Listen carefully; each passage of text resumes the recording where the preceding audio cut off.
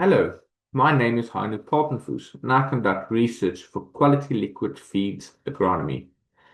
I would like to talk to you about the basics of applying boron in corn and soybean crops. Boron is probably one of the most overlooked nutrients, and it's typically the micronutrient that can limit your yield the most if you are deficient. And it's easy to be deficient in boron, and we're going to explore a little bit of this today. So why is boron important? Well, boron is essential for cell wall formation, pollen tube growth, and sugar transport. When in the plant, it helps to improve pollination, kernel set, and ear fill in corn, and in soybeans, it supports the whole flowering process, pod formation, and seed development.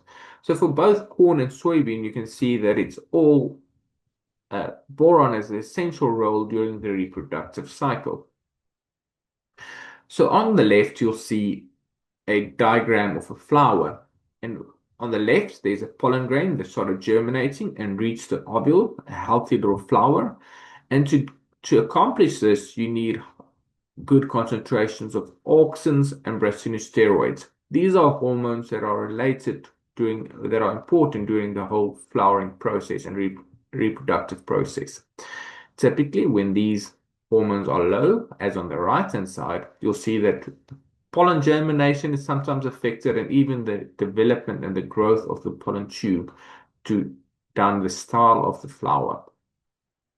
Now, to balance this hormone levels in flowers, there's an enzyme called indoacetic acid, or IAA oxidase.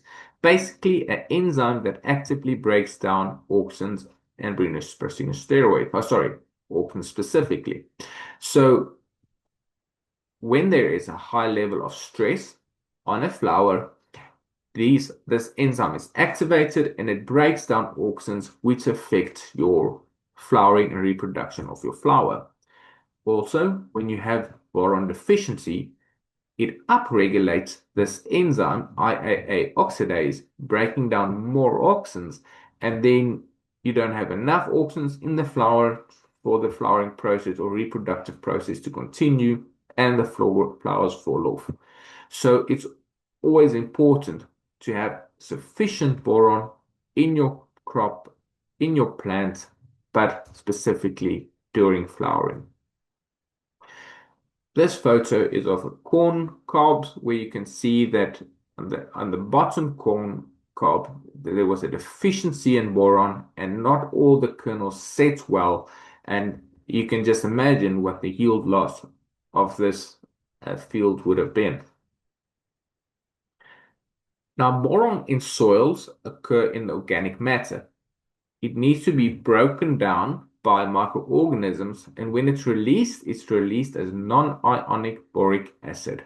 Non-ionic means it does not hold a charge. This helps its movement in the soil, and it can actually be absorbed by the plant very easily. It's because, again, it's not charged, it's not reacting with any cations. So it can be plants only absorb this boron as non-ionic or non-charged boric acid. Boron in the plants, however, is a different story. In contrast to the soils, its mobility in the soil, in the plant, is relatively immobile.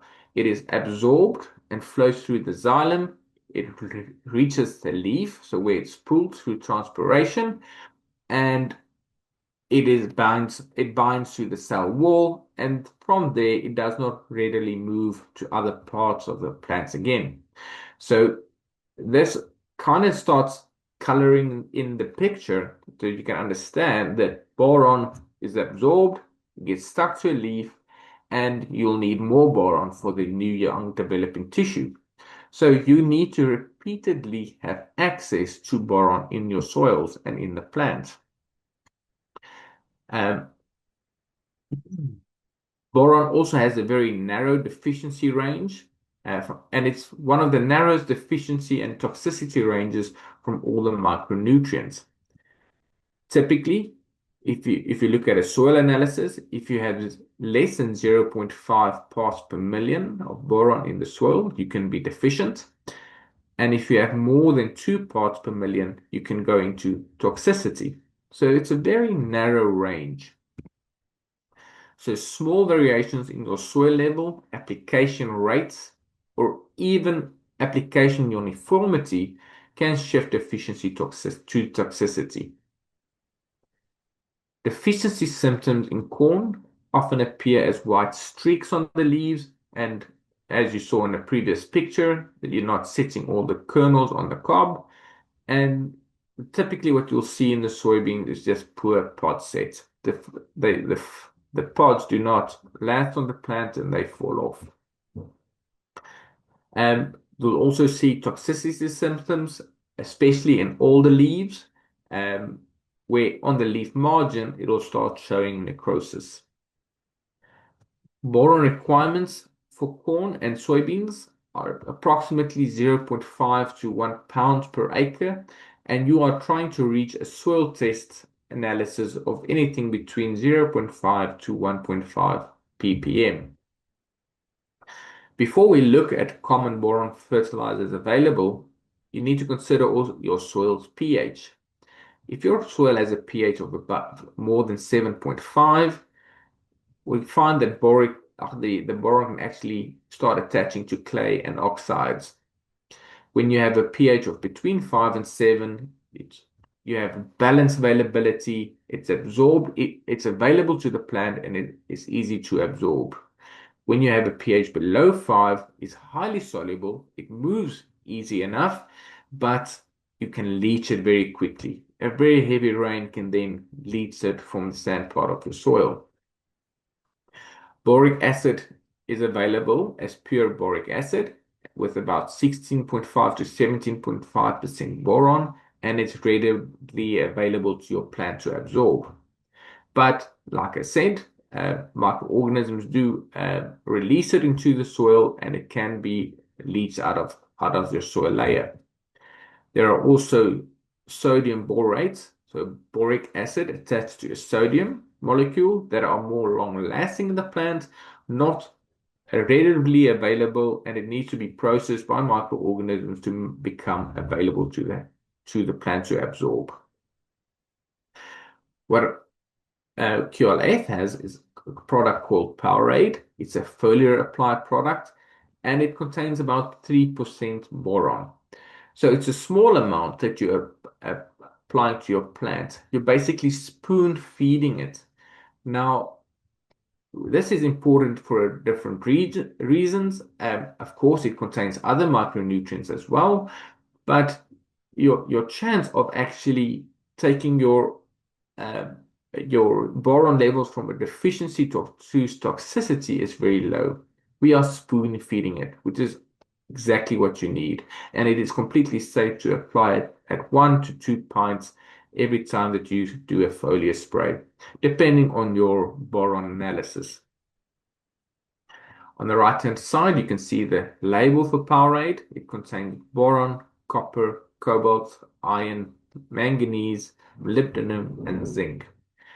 It is chelated by amino-aspartic acid amino acid or amino acid complex, and it's called polyaspartic acid.